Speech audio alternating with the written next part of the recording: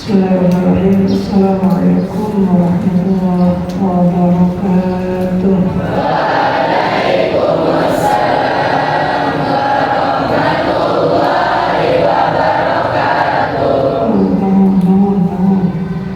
Assalamualaikum warahmatullahi wabarakatuh.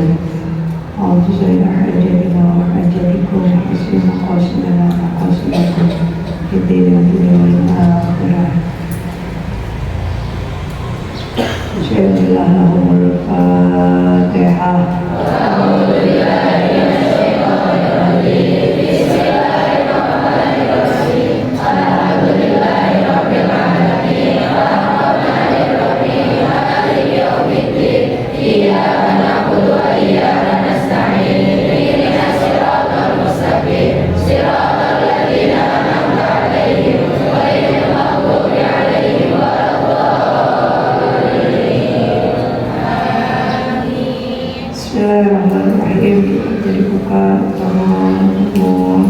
udah tidak mas dulu mas ayo dulu kami biarkan alhamdulillah semuanya.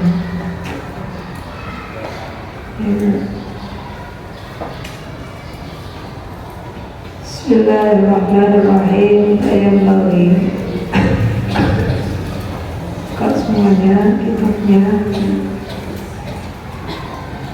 Ayam lagi maka seyogyanya untuk ridho anhu, kamu berpaling darinya. Ini kemarin kita bahas, masih ingat apa enggak? Kullul ada wa qaturja izalatuha, semua permusuhan itu bisa kecuali apa namanya? Bukan iri, permusuhan karena didasari rasa iri. Kalau sudah didasari rasa iri itu tidak bisa, karena iri itu sudah penyakit hati yang sulit sembuh. Kalau di dalam hadis innal hasada yakul hasanati kama takulun naro al-hatab, itu di hadis jelas ada. Sifat iri itu bisa menghabiskan kebaikan kita, seperti halnya api membakar kayu. Jadi penyakit iri ini sudah ibaratnya kalau orang itu sudah profesional, kalau penyakit ini sudah kritis. Nah ini, jadi jangan sampai kita membiarkan ada sifat iri di dalam hati kita. Udah bahaya. Jadi dua penyakit yang sangat bahaya. Yang pertama itu munafik. Munafik itu juga sudah dinas di dalam Al-Quran. Innal munafiqina fi darkil asfali minan nar. Orang yang punya sifat munafik, gak ada tempat yang layak, yang pantas kecuali neraka paling bawah. Alhamdulillah, udah masuk neraka masih ditetapkan neraka yang paling bawah. Jadi alhamdulillah, makanya jangan pernah kamu membiarkan ada sifat munafik. Yang kedua apa? Iri. Iri ini akan menghabiskan kebaikan-kebaikan kita, sebagaimana api membakar kayu bakar. Ini dua sifat yang istilahnya apa? Kalau bahasanya kita, nggak ada gunanya kita itu muslim, istilahnya seperti itu. Nggak ada gunanya, karena apa? Nanti akan digerogoti, akan dihabiskan. Kalau dosa paling besar apa? Memang dosa paling besar itu syirik. Itu sudah tidak diampuni. Inna syirka la dzulmun adzim. Kalau sudah syirik, itu dosa yang tidak pernah diampuni. Kalau punya dosa tidak diampuni, tempatnya di mana? Ya jelas neraka. Nah,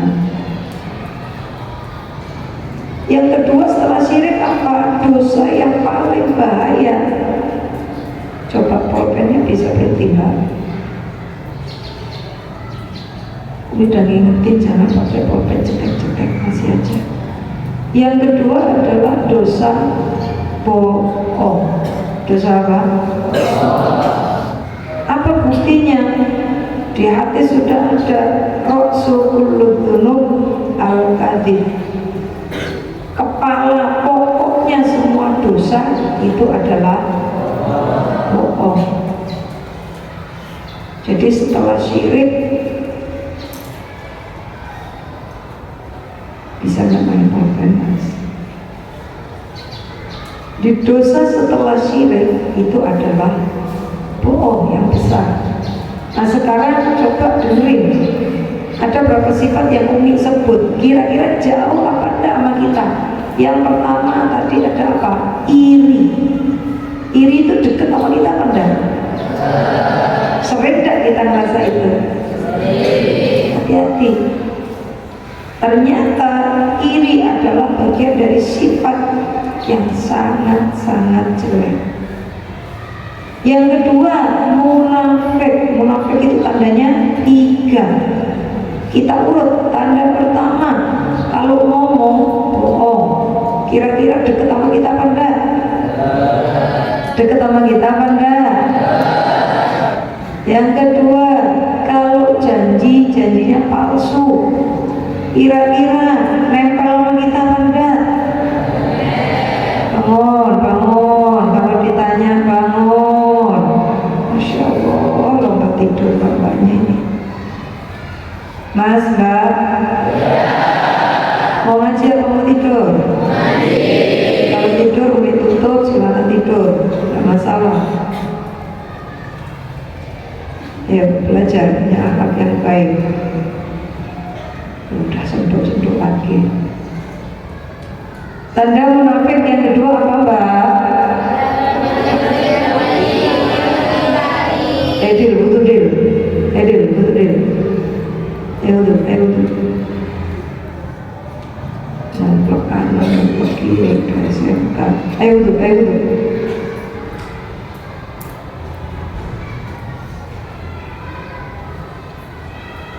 Jadi yang kedua, kalau janji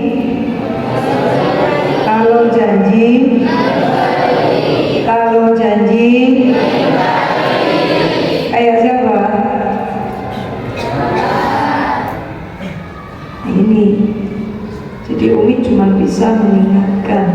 Kalau kita sering janji, kita ingkari. Kalau ngomong kita bohong, berarti kita sudah daftar di mana? Kita daftar di mana? Hah? Daftar di mana? Daftar di neraka. Neraka di mana nerakanya? Itu monggo, silakan. Tanda munafik yang ketiga apa? Kalau dipercaya,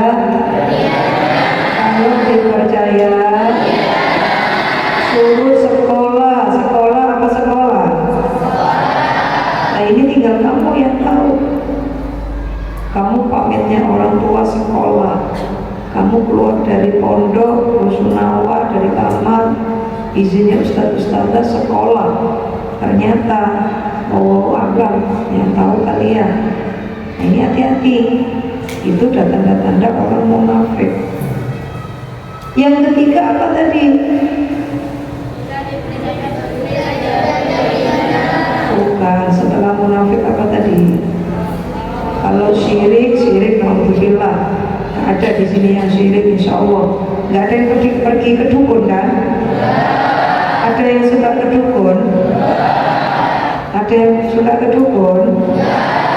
Jangan. Ke dukun itu termasuk dosa besar, termasuk syirik. Ada yang punya jimat? Jangan, buang jimatnya. Jimat juga termasuk syirik. Kalau sudah syirik itulah dzulmun adzim, dosa besar. Allah tidak mau ngampuni, Allah tidak terima diduakan. Kamu terima nggak diduakan? Kita aja nggak mau diduakan, apalagi Gusti. Sifat yang atau dosa yang harus kita hindari adalah yang terakhir, yang besar itu adalah bohong. Padahal tiap hari kira-kira kita bisa enggak bohong? Dalam keseharian kita bisa enggak kita enggak bohong? Bisa enggak? Itu yang tahu kamu juga. Entah itu sama guru, entah itu sama orang tua, entah itu sama teman, ataupun sama siapapun orang-orang yang berhubungan dengan kita. Contoh, kalau kita dagang, biasanya orang dagang itu ditanya, Mas, Mbak, ini kapan datangnya? Baru datang kok.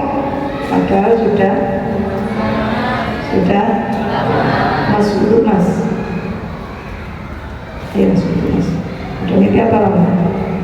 Mimpi buka bersama. Ayo, jangan pura-pura noleh. Ayo, duduk di sebelahnya juga.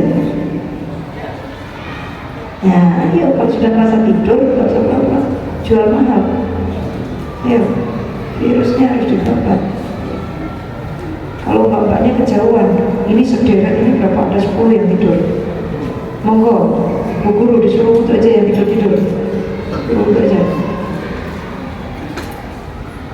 Masa jam 8 udah tidur? Fayam lagi maka sayangnya untuk itu anhu langsung disuruh itu aja. Mau ngeyel mau bedanya hilang nggak masalah. Untuk itu anhu hendaknya berpaling darinya atau kembali ke bahasan kemarin. Watatrukahu ma'a maradihi. Watatrukahu, dan meninggalkannya ma'a maradihi bersama penyakitnya. Allah Ta'ala fa'a'rid amman tawalla an dzikrina wa lam yurid illa hayatad dunya. Fa'a'rid, maka tinggalkanlah, berpalinglah, amman tawalla an dzikrina, amman tawalla dari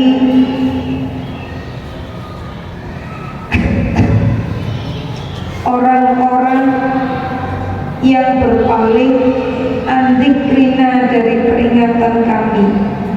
Walam yurid dan tidak menghendaki illal hayatad dunya, kecuali kehidupan dunia. Wal hasudu, adapun yang namanya iri, dengki. Wal hasudu, adapun yang namanya iri itu apa sih?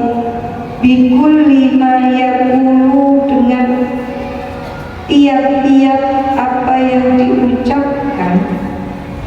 Bikulli ma yaqulu, dengan tiap-tiap apa yang diucapkan. Wa yaf'alu, dan dilakukan. Wa yaf'alu, dan dilakukan. Yuqidun naro, yuqidun naro, dapat menyalakan api. Fi zar'i amalihi, di ladang amalnya sendiri.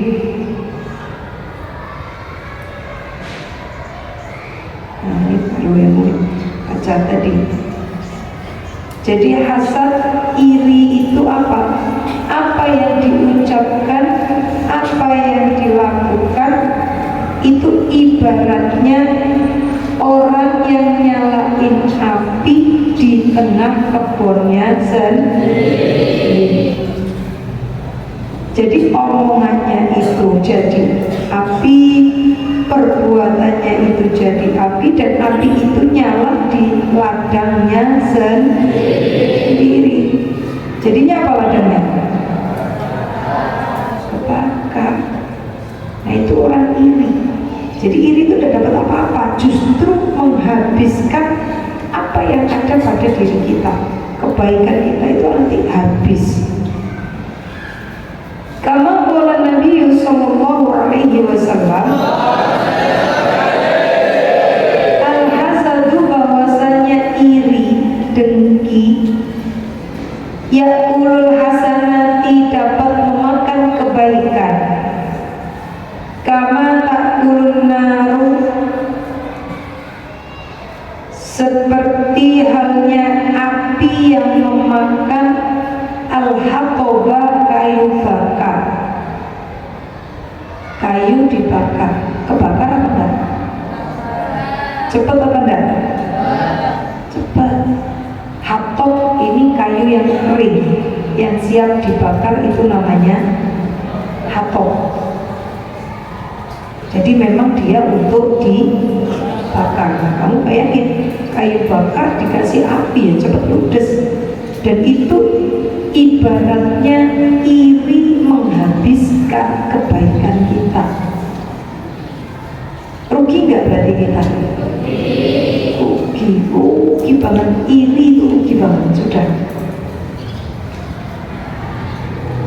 Terus bagaimana caranya kita balik mindset kita, pola pikir kita, cara berpikir kita balik. Kalau ada orang sukses, yang harus kita pikirkan apa? Kamu punya teman, Pak, Mas, yang lebih unggul dari kamu ada? Ini dalam hal positif ya, jangan dari hal yang material, yang maksudnya kayak cantik itu jangan. Tapi yang lebih, misalnya dia lebih rajin ibadah, dia lebih nurut ke guru, dia lebih pintar, dia lebih disiplin, dia jujur, dia lebih tangguh. Nah, itu kamu ambil, kamu perhatikan pola pikirmu, kamu balik. Kalau selama ini itu mah kayak gitu mah, soalnya pengen dipuji. Nah, pola pikir seperti ini pola pikir apa berarti? Iri. Kalau kamu berpikirnya selama ini seperti itu, sekarang dibalik. Misal ada temanmu yang ngafalinya cepet, Umi dulu mondok, itu ada teman yang sangat-sangat menginspirasi Umi. Beliau putranya kiai besar tapi nyantai banget cara belajarnya. Jadi setiap hari beliau itu kebetulan satu kamar semuanya mutolaah buku tiap hari.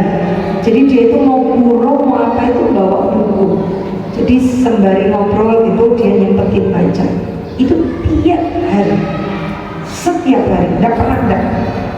Tapi giliran jadwal ujian keluar, wah kita itu buku rasanya ditumpuk dari bawah sampai atas, kepala udah kayak mau pecah ngapalin.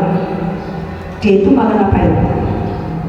Tidur, makan, santai, sama sekali tidak hiruk pikuk kayak kita. Jadi buku itu sudah santai. Dia tinggal menikmati aja, jaga kesehatan, tidur, makan, nyantai. Paling buku dibuka sekali sudah taruh. Itu teman Umi, dan beliau kalau lomba apapun selalu juara, beliau termasuk 3 besar dari sekian ribu santri. Itu trik belajarnya seperti itu. Lama-lama Umi perhatikan, kayaknya kok enak ya. Kalau kita ngafalin sistemnya kan SKS ya, ya benar? Sistem kebut bukan semalam, sejam ya.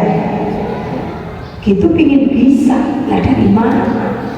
Sekarang hafal baru langkah sampai depan pintu udah lupa semua, ya kan? Makanya apa? Umi kalau ujian ngoreksi jawaban kamu itu paling males. Bisa dipastikan yang benar paling 30%, sisanya padahal materi Umi ya itu aja. Kenapa?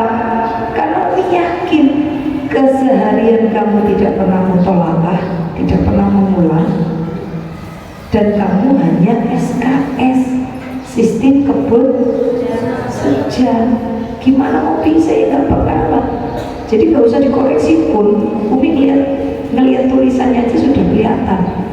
Ini bocah mana yang benar-benar belajar, mana yang benar-benar ingin pinter, mana yang hanya sekedar formalitas. Itu kelihatan banget. Belajar dari mana? Dari teman Umi itu. Dari situlah kemudian Umi mulai belajar mengikuti. Nah ini loh maksudnya Umi. Artinya apa? Jangan iri ketika dia ujian, dia itu tidak belajar sama sekali, tapi disebutkan selalu peringkat kalau nggak 1, 2, 1, 2 seperti itu. Tapi ujian semua berat badan turun, dia menikmati tidur, nyantai banget. Kenapa? Karena dia tiap harinya sudah berjuang. Nah itu yang harus kita lihat. Seperti apa dia mencapai titik tertinggi, ternyata ada proses yang luar biasa yang kita nggak melewati. Nah itu loh Mas, Mbak, yang harus kita biasakan. Jangan iri aja, tapi lihat bagaimana proses yang mereka lalui hingga mereka bisa lebih unggul dari kita. Itu pasti ada, nggak mungkin enggak. Dia kenapa ngafalnya lebih cepat? Kamu teliti, pasti ada sesuatu yang kita tidak kerjakan. Dia kenapa sih kok hidupnya kayaknya lebih enak dari kita, lebih bahagia, jarang diuji oleh Allah misalnya sepenglihatan kita. Itu pasti ada proses, ada hal-hal yang dia lakukan tapi kita tidak melewati. Nah kayak gitu berpikirnya. Siapa Mas? Mas Mbak? Siap? Jadi jangan suka ngiri. Kita rubah setnya sekarang, jadinya ngana. Oke? Ya, jangan suka iri, tapi ngana. Nah ini wasani yang kedua antakuna illatuhu, orang yang penyakitnya muncul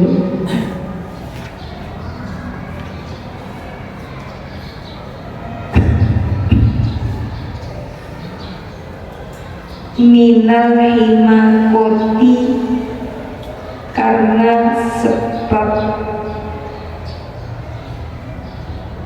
dungu itu bodoh yang banget. Dungu apa? Dungu. Jadi penyakit yang muncul, yang timbul karena sebab dungu, kedunguan.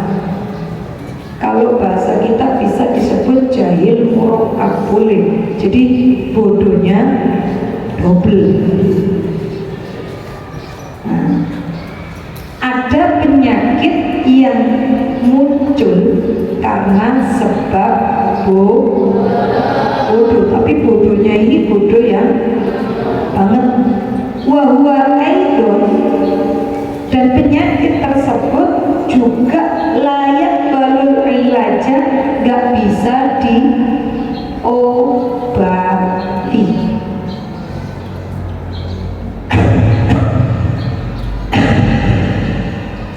Layak balul ilaja, tidak bisa diobati. Kalau yang pertama kemarin masih ingat kan? Ahaduha yang baru ilaja wal baqi la yaqbalu. Jadi yang pertama itu maka su'aluhu waqtiradu an hasadi wa budi. Jadi penyakitnya orang iri. Kalau yang pertama bisa diobati apa enggak? Tidak bisa. Sekarang yang kedua, penyakit karena sebab dungu, bisa diobati apa enggak? Enggak. Kama qala Isa alaihi salam, sebagaimana disampaikan oleh Nabi Isa alaihi salam, inni ma ajaztu an ihya'il mauta wa qad ajaztu an mu'alajatil ahmad. Ini sesungguhnya saya ini kembali ke Nabi Isa. Ma'ajastu,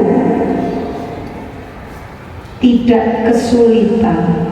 Ma'ajastu, tidak kesulitan an ihya'il mauta, untuk menghidupkan kembali orang yang sudah mati. An ihya'il mauta, untuk menghidupkan kembali orang yang sudah mati. Saya gak susah, gampang, kata Nabi Isa. Wa ajastu, tapi saya kesulitan. Wa ajastu, tapi saya kesulitan an mu'alajatil ahmaki. An mu'alajatil ahmaki, untuk mengobati orang-orang yang dungu, orang-orang yang bodoh banget.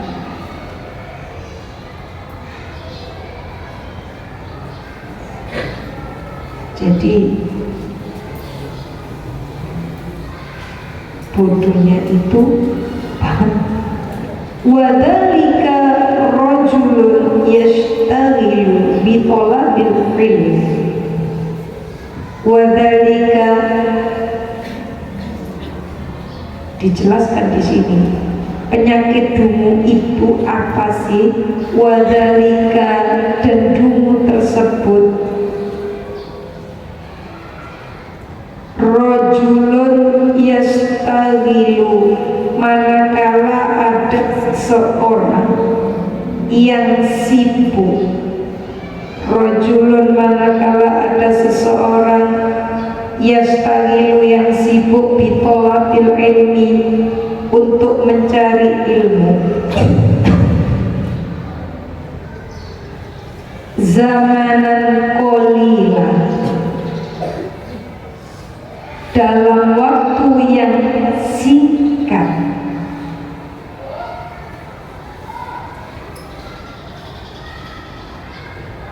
Wa yata'allamu syai'an, wa yata'allamu syai'an, dan mempelajari sesuatu minal ilmi, dari ilmu al-aqliyi,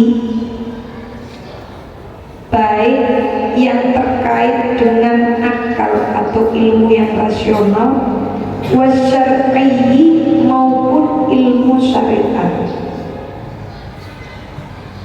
Fayas'alu,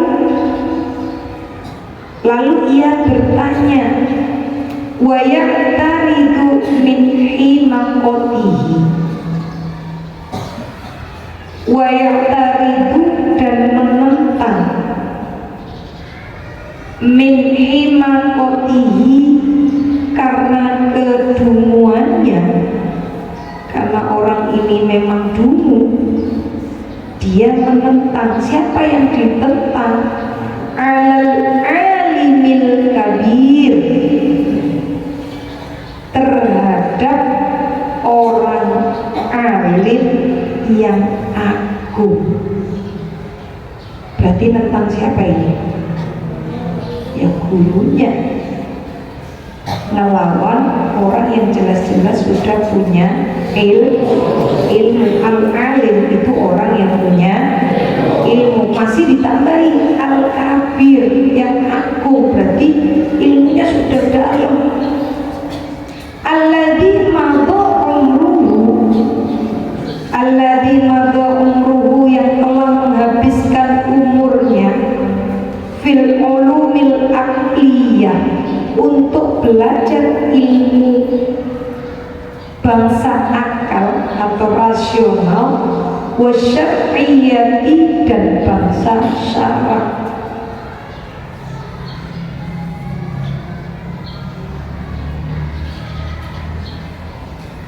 Jadi kategori orang dungu itu siapa? Kategori orang dungu ini tolong didengarkan, karena ini terkait dengan kita. Kita kan termasuk orang-orang yang masih belajar nih. Siapa orang dungu itu? Orang yang belajarnya baru sebentar.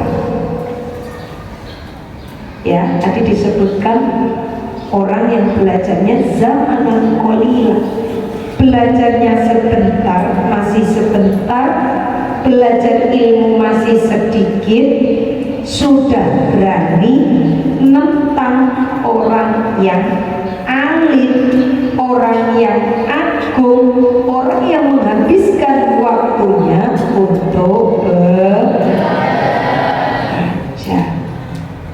Nah ini, nentang itu maksudnya apa? Ngelawan, nggak nurut, dikasih tahu ini kayak siapa? Alhamdulillah, jangan ya, jangan sampai kita masuk kategori orang karena kalau kita sudah masuk kategori orang dungu, bisa semua bahasa tadi? Gak bisa. Orang yang berani ngeyel kepada orang yang lebih pintar dari kita itu sudah susah. Gak bisa sembuh. Ini wahadal ahmaku, dan orang dungu ini layak kamu tidak ngerti. Wa yadunnu anna ma ashkala alaihi, wa yadunnu, dan dia mengira, dia menyangka, anna ma ashkala alaihi, bahwa apa yang membingungkannya atau gak jelas, muskil itu gak jelas, anna ma ashkala alaihi, bahwa sesuatu yang membingungkannya, huwa aidon, itu juga muskilun, membingungkan, alal alimil kabir, bagi orang alim yang agung. Jadi dia itu menyamakan, kalau saya nggak ngerti berarti orang lain juga nggak ngerti. Artinya apa? Menganggap orang lain itu sama kayak kita. Kita bisanya matematika cuma sampai 10, berarti orang lain sampai 10, nggak ada yang lebih pintar dari saya, nggak ada. Nah ini berarti tanda-tanda orang yang kita baru bisa Fatihah, orang lain kita anggap ya, oh, dia juga paling bisa Fatihah, malah lancaran saya. Nah ini sudah tanda-tanda orang yang fa'idha lam ya'lam, fa'idha lam ya'lam, maka manakala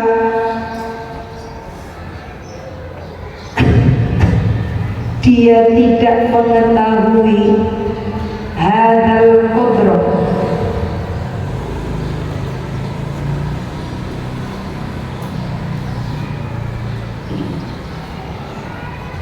ukuran tersebut atau ukuran ini yakunu su'aluhu maka pertanyaannya minal himakoti menjadi bukti kedunguannya.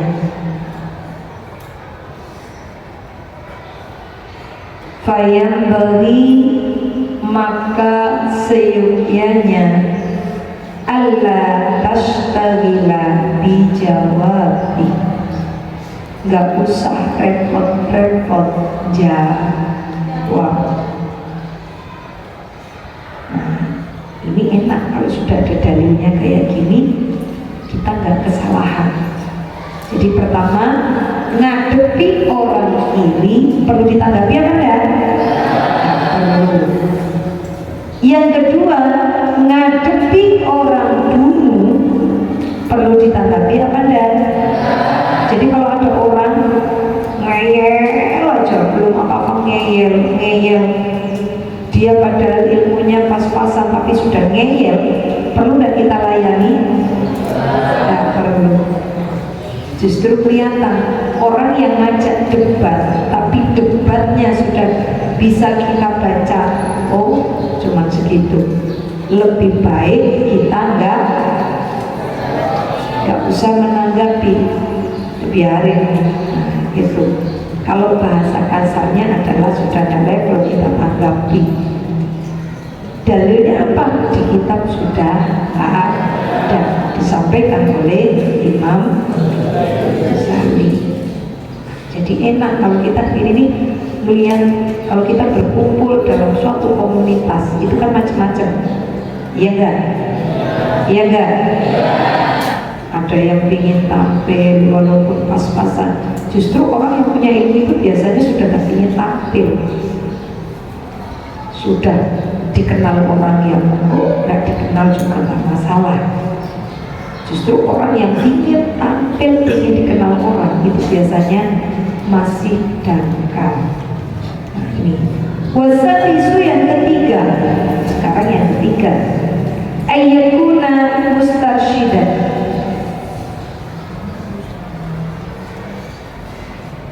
ayyakuna mustarsyidan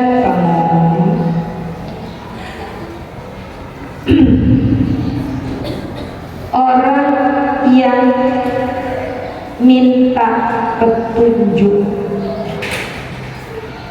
Ayyakuna mustarsyidan yaitu orang yang minta petunjuk. Wa kullu ma la yafham, dan tiap-tiap apa yang tidak dipahami min kalamil akabir, dari perkataan orang-orang yang agung, bisa dianggap orang-orang yang berilmu. Ini julukan Al-Kabir, itu juga sama dengan Al-Alim, orang yang berilmu. Dan tiap-tiap apa yang tidak dipahami dari perkataan orang-orang yang berilmu, yuhmalu ala usuli fahmihi,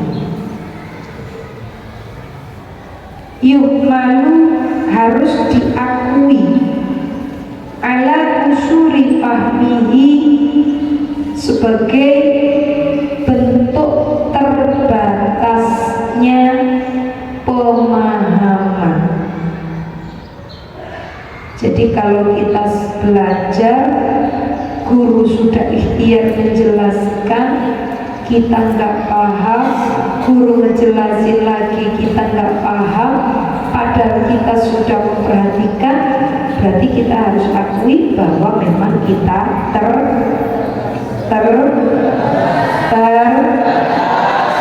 jadi jangan tersinggung kalau kita dibilang kok kamu nggak paham misalnya, berarti ya memang kita terbatas. Tapi ada loh, ketika guru menjelaskan kita nggak paham, bukan karena kita terbatas, tapi kenapa? lawang tidur. Gimana kok paham? Iya dah? Iya dah? Lah guru mau jelasin 1000 kali yang dijelasin tidur, paham apa enggak? Paham apa enggak? Nanti pulang ditanya orang tuanya, gimana sekolahnya? Tahu? Loh kok nggak tahu? Lah gurunya ngapain? Tahu? Pokoknya jawabannya tahu. Lah kamu ini gimana sih? Apa orang gurunya nggak jelas? Nah, yang disalahin siapa? Ada yang kayak gitu?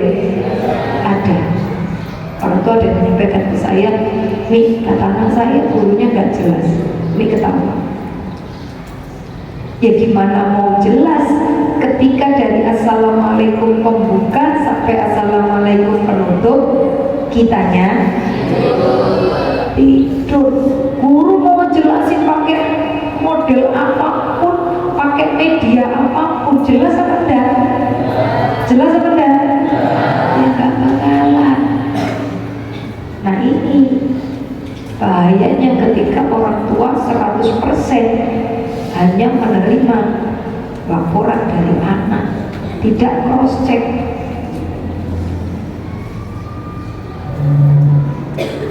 Anak saya ini di kelas seperti apa?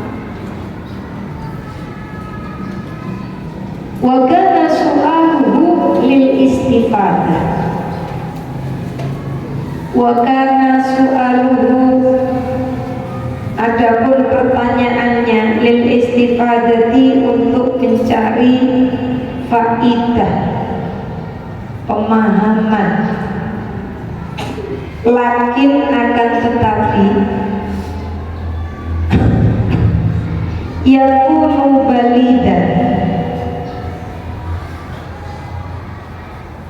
ia menjadi bebal. Bebal itu apa? Ya sama kayak dulu. Bebal itu dikasih tahu bola balik gak ngerti-ngerti, itu namanya bebal. Yakunu bali, dan menjadi bebal, la yudrikul haqa'iqo, la yudriku, tidak bisa memahami atau mengerti al-haqa'iqo, tentang hakikatnya ilmu. Jadi diajari gak masuk-masuk ilmunya. Fala yang bagi, maka seyogyanya al-istighalu bijawabihi. Fala yang bagi, maka tidak seyogyanya, adalahnya ya. Fala yang bagi, maka tidaklah seyogyanya, jadi tidak dianjurkan al-istighalu, menyibukkan diri, bijawabihi, untuk menjawabnya. Aidon, juga, kama qala Rasulullah sallallahu alaihi wasallam, sebagaimana sabda dari Nabi Rasulullah sallallahu alaihi wasallam, nahnu ma'asyirul anbiya umirna an nukalliman nasa ala qadri uqulihim. Nahnu, bahwasanya kami ini siapa berarti? Kami ini siapa berarti? Kami ini berarti Kanjeng. Nahnu, bahwasanya kami ma'asyirul anbiya, adalah para nabi yang menyebar. Umirna, kami diperintahkan, an nukalliman nasa, untuk menyampaikan kepada manusia, an nukalliman nasa, untuk menyampaikan kepada manusia, ala qadri uqulihim, ala qadri uqulihim, menyesuaikan kemampuan akalnya. menyesuaikan kemampuan akalnya. Makanya di Al-Fajr program tahfidzul Quran itu tidak ditargetkan secara saklek. Tahu saklek? Saklek itu permanen. Kelas 1 harus hafal misalnya An-Nas, Al-Falaq, Al-Ikhlas. Kalau nggak hafal nggak naik. Itu dah. Karena apa? Yang namanya kecerdasan, kemampuan itu tidak bisa dipaksa. Beda dengan anak Al-Fajr tidak naik kelas kalau akhlaknya jelek. Kenapa? Karena akhlak itu harus dibentuk, harus dibiasa. Tidak bisa kamu dibiarkan, udah ya terserah, terus kamu jadi jujur, terus kamu jadi sopan, terus kamu jadi suka menolong. Itu tidak bisa. Akhlak itu harus dikenalkan, harus diajarkan, harus dipraktekkan, harus dibiasakan, baru nanti dia akan tumbuh. Itu bedanya. Jadi kalau akhlak harus dipaksakan. Makanya kenapa Kanjeng Nabi innama bu'ithu liutammima makarimal. Kanjeng Nabi itu diutus untuk apa? Untuk menyempurnakan. Coba, sudah ada balasannya untuk sempurna, menyempurnakan. Apa yang disempurnakan? Akhlak yang artinya apa? Harus. Di situ tidak ada terus Kanjeng Nabi diperintahkan wajib umatmu itu pintar, nggak ada yang bodoh, nggak ada, nggak ada. Nah, masalahnya anak Al-Fajr ini nggak ada yang bodoh, nggak ada. Kalau kamu dites IQ, Umi yakin nggak ada yang di bawah standar, nggak ada. Tapi kenapa kok nggak bisa ngafalin? Tapi kenapa kok nggak bisa ngikuti pelajaran? Jawabannya adalah nggak tahu. Jawabannya adalah bisa males. Yang kedua, karena ngeremehin. Remehin itu seperti apa contohnya? Guru menjelaskan, kita ngobrol. Ada yang seperti itu? Guru menjelaskan, kita tinggal makan. Ada yang seperti itu? Guru menjelaskan, kita tidur. Ada yang seperti itu? Nah ini. Jadi ketika kalian mengeluh, oh berat otak saya nggak kuat, itu kelihatan apanya?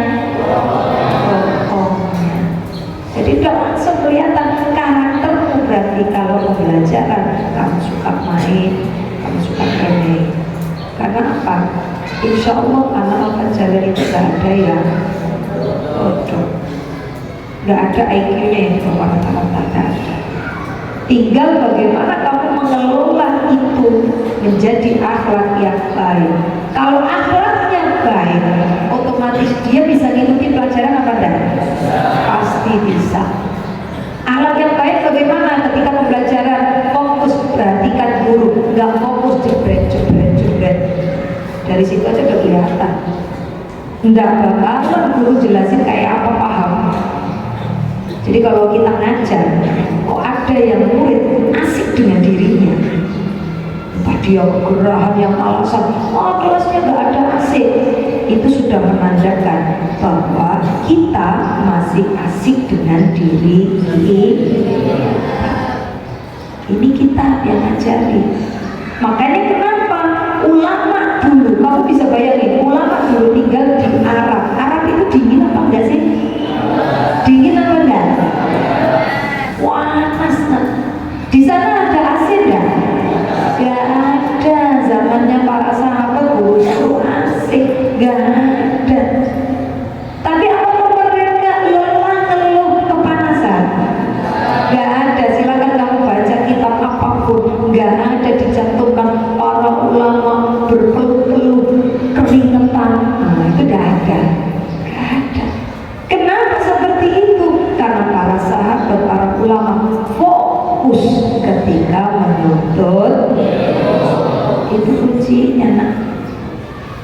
Beda dengan gen sekarang, genggong ya, yang dipikir sarana, prasarana, fasilitas. Kalau mau sekolah survei membuktikan dendeng kan gitu ya. Kalau dulu ada nggak survei? Nggak ada. Bahkan Umi mondok itu nggak tahu pondoknya kayak apa, orang tua juga nggak tahu. Diminta oleh kiai, ayo mondok ke aku, gih, langsung berangkat. Nggak ada. Kenapa? Karena kita percaya bahwa barokahnya ilmu itu tidak terletak pada sarana prasarana.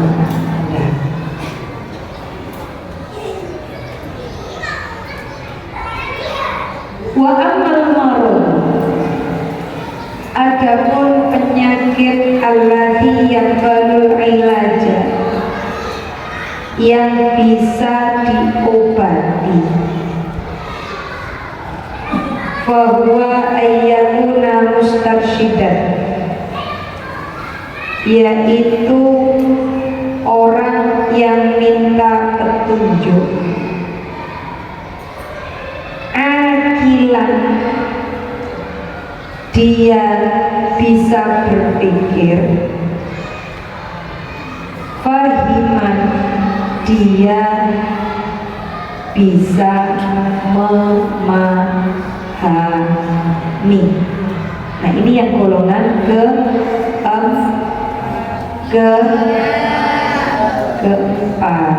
Kan ketiga sudah tadi. Bukan. Golongan ketiga apa tadi?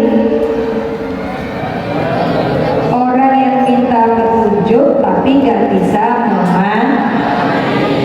Itu golongan ketiga, penyakit yang nggak bisa diobati. Kan ada 4 golongan. Yang 3 nggak bisa diobati, yang 1 bisa. Nah yang bisa ini yang nomor 4 sekarang. Kamu kasih nomor Robi'an atau Ar-Robit. Mana Ar-Robit? Wa amal marodu, adapun penyakit alladzi yaqbalul ilaja, yang bisa diobati, itu kayak apa?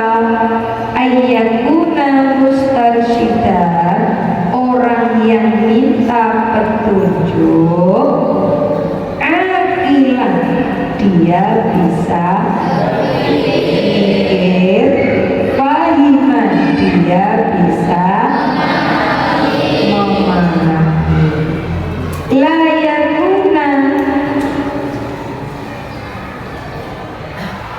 La yakuna maglubal hasadi, tidak dikalahkan oleh sifat iri.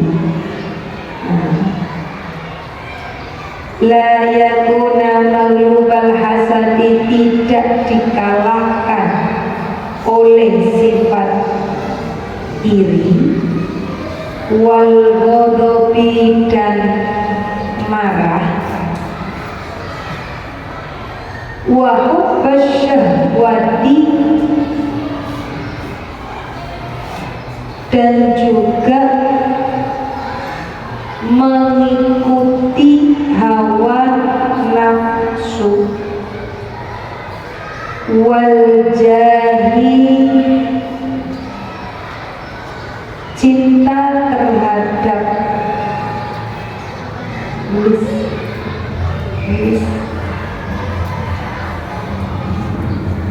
wal jahi, dan cinta terhadap pangkat. Jangan ngomong, nanti kemasukan nyamuk. Dia tadi ngomong. Nah, tulis, ayo tulis. Wal jahi, dan cinta pangkat, wal mali, dan cinta harta. Nah ini yang keempat. Siapa sih orang yang bisa diobati? Orang yang bisa diobati itu orang yang minta petunjuk, tapi dia mau atau bisa berpikir, dia bisa artinya apa? Ada keinginan dari diri untuk bisa ngerti, untuk bisa Kenapa? Karena setiap orang Allah karuniai apa? Allah karuniai apa? Berarti harusnya apa? Setiap orang bisa berpikir. Oh gitu ya? Iya loh, Gusti Allah ngasih akal. Kecuali kalau Gusti Allah ini nggak ngasih akal, boleh kita dianggap orang yang tidak bisa berpikir. Nah karena Allah itu ngasih kita akal, harusnya kita itu semuanya tergolong orang-orang yang bisa Nah, kenapa tidak bisa berpikir? Ya kembali ke tadi, bisa karena malas, bisa karena nggak mau. Jadi orang yang nanya tapi dia mau ngerti, dia bisa ngerti, dia bisa memahami, ditambah lagi syaratnya tidak dikalahkan dengan rasa. Jadi kalau kita pingin pinter, kita pingin sukses, kita pingin unggul, kita pingin naik derajat kita, ingat jangan ada rasa diwati-wati lagi kalau walau dan rasa marah, jengkel, gurunya ngajar kelamaan, gurunya ngasih tugas, kitanya harus gini kasih tugas. Ada yang seperti itu. Nah, kalau seperti itu ya sudah. Jadi tidak boleh ada rasa marah, jengkel, kesel, tidak boleh. Kemudian apa? Jangan ikuti hawa. Wayangnya sekolah, kita ingat-ingat saya lagi sekolah, saya harus fokus. Kadang kebayang, oh ini nanti istirahat makan apa ya? Masih sekolah. Sudah mikir, wah nulis suratnya kapan ya? Fokus sekolah, gak boleh pacaran. Nah itu namanya kita bisa kontrol, kita bisa mengendalikan hawa. Dan cinta pangkat, karena kita anaknya menteri, sekolah sudah bisa diatur. Ada yang seperti itu, buru-buru anaknya menteri, baru anaknya misal Pak RT udah gak mau nurut peraturan, ada. Ini jangan padahal yang punya pangkat baru orang tuanya, belum kita sudah semena-mena, sudah gak peduli dengan peraturan. Jangan wali atau kita ngandelin harta karena kita orang kaya dan raya. Akhirnya guru kita sepelekan, peraturan kita hiraukan, ada yang seperti itu. Jangan obat. Oh itu duit orang tuamu, kita sendiri belum bisa cari. Sudah bisa cari duit kalian? Ada yang sudah di sini? Ada yang sudah bisa cari duit? Sudah? Caranya? Kerja? Ada yang sambil kerja di sini? Ada? Kerjanya apa? Apa? Biar ngerti. Kerjanya apa? Tidur. Ada yang sambil kerja? Ya kerjanya apa? Minanya? Kerjanya sambil bekerja, laundry, terus apa lagi? Jualan. Ada yang jualan? Halal apa enggak halal? Halal ini ingat, halal itu gak hanya bahannya tapi proses kamu jualan, minggu warning lagi, minggu kemarin nangkep lagi, ketemu lagi, Mbak, Mas, terutama yang di luar, boleh nggak kamu jualan sama yang di dalam? Berhenti, haram. Kan udah diumumkan, ya benar. Kalau ingin jualan, titipkan di haram. Kemarin Umi sudah foto. Yang beli berarti makanan yang dibeli itu halal dari mana? Haram, jelas haram. Kenapa? Caranya tidak baik. Yang jualan, duit yang diterima halal apa haram? Haram. Hati-hati, berhenti nanti. Kamu lagi nuntut ilmu, makanlah yang halal. Ikuti peraturan. Yang di luar yang jualan, silahkan titipkan. Ikuti peraturan, biar hidup berkah. Dengar.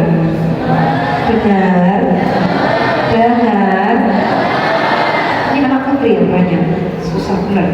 Jangan suka yang haram, Pak. Ya. Kasihan. Hidup kamu masih panjang. Kalau kita, ini tolong diperhatikan, di dalam diri kita itu ada darah, ya. Ketika kita makan, makanan kita ini diolah. Kamu pernah belajar tentang pencernaan nggak? Kalau nggak pernah, di TV ada. Apa ya judulnya ya? Anaknya Umi itu tiap siang melihat. Jadi dia itu film kartun, tapi menceritakan tentang kerja organ tubuh, tapi bentuknya kartun, bagus. Itu kamu tonton saja. Jam berapa ya? Kisaran siang lah, jam 2 atau 3 gitu. Dia itu detail. Misalnya gini, kita makan lontong itu akan melewati apa saja, itu digambarkan. Di TV itu kartun, jadi digambarkan organ tubuh kita itu melewati apa, nanti enzim apa yang akan mengolah, kemudian menghasilkan apa, dicerna oleh organ-organ tubuh apa, itu ada detail. Dan itu bagus untuk kamu yang cita-citanya misalnya jadi dokter, jadi perawat, atau minimal lah untuk menjaga kesehatan kita dan keluarga kita. Itu detail banget. Misalnya kita minum nih, di situ ada gambaran misalnya gini, kita minum Sprite. Nah, Sprite itu kita minum, di animasi itu akan nanti muncul. Jadi gula itu akan jadi penyakit apa? Itu akan bagus pokoknya. Itu tiap siang. Umi tidak tahu kalau di luar puasa ada apa enggak, tapi karena Umi nontonin kakak itu setiap puasa itu siang. Itu bagus, benar-benar. Nah, ketika kita mengkonsumsi yang tidak halal, masuk dari satu makanan itu akan nanti menyebar. Ada yang dibawa oleh darah, ada yang macam-macam, menyebar ke seluruh tubuh. Nah, kalau yang kita konsumsi haram, artinya apa? Berarti haram itu akan menyebar ke seluruh tubuh. Nanti kita menikah, kita punya anak itu darah kita kan? Artinya apa? Berarti darah kita masuk ke anak. Yang haram tadi ikut nempel ke anak. Dan manakala badan kita ini banyak yang haram, itu susah nanti dinasehati. Makanya apa? Kamu masih muda, jangan cari yang haram.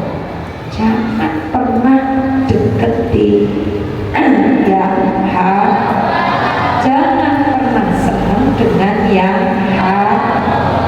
Nah, untuk bilang bersihkan yang haram itu susah. Kenapa? Peredaran darah ini terus. Kecuali kalau darah ini disedot kayak orang cuci darah, disedot, dikeluarkan semua, diganti darah yang baru. Alhamdulillah, itu berarti artinya orang yang sakit. Kalau sehat pun akan seperti seperti itu. Dengar Pak, Mas? Jadi Umi hanya mengingatkan kepada kalian, ini Ramadan, cari yang berkah, cari yang halal itu artinya baik. Baik itu tidak hanya bahannya. Bisa gantian ngobrolnya, Mas? Jadi halal itu tidak hanya bahannya, tapi apa? Proses. Baik,